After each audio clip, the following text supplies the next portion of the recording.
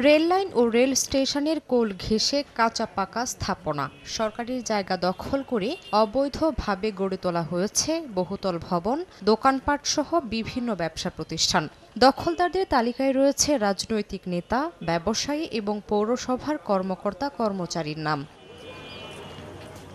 স্থানীয়দের দাবি, দখলকৃত সরকারি জমি উদ্ধারে কর্তৃপক্ষের কোনো তৎপরতা নেই। কালীভদ্রে অভিযান চালালেও বহাল তবিয়তেই থাকে দখলদাররা। হাতে গোনা যে কয়েকজন রেলের জমি লিজ নিয়েছেন, তারাও ভোগ করছেন অতিরিক্ত জায়গা। এদিকে রহনপুরে পূর্ণাঙ্গ রেল বন্দরের জন্য পর্যাপ্ত জায়গা থাকলেও অবৈধ দখলদারিত্বের কারণে তা সম্ভব হচ্ছে না বলে দাবি বাস্তবায়ন পরিষদের। 1000 বর্গফুট এলাও হয়েছে, কিন্তু তারা দখল করে বসে আছে 5000 বর্গফুট। রহনপুরের রেলওয়ে স্টেশনের যে একটা শুল্ক স্টেশন, এটার পূর্ণাঙ্গ বাস্তবায়ন করা হোক।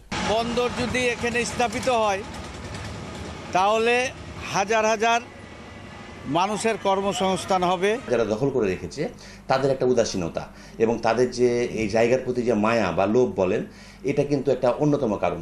অর্ধেক পাউডারে দ্বিগুণ উজ্জ্বলতা, নতুন রিন অ্যাডভান্সড অর্ধেক পাউডারে দ্বিগুণ উজ্জ্বলতা। রেলওয়ে কর্তৃপক্ষের দাবি, রেল বন্দরের কার্যক্রম শুরু হলেই অবৈধ স্থাপনা উচ্ছেদ করা হবে।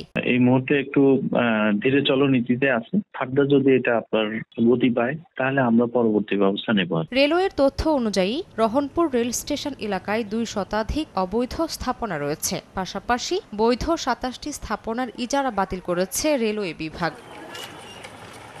সময় সংবাদ, চাঁপাইনবাবগঞ্জ।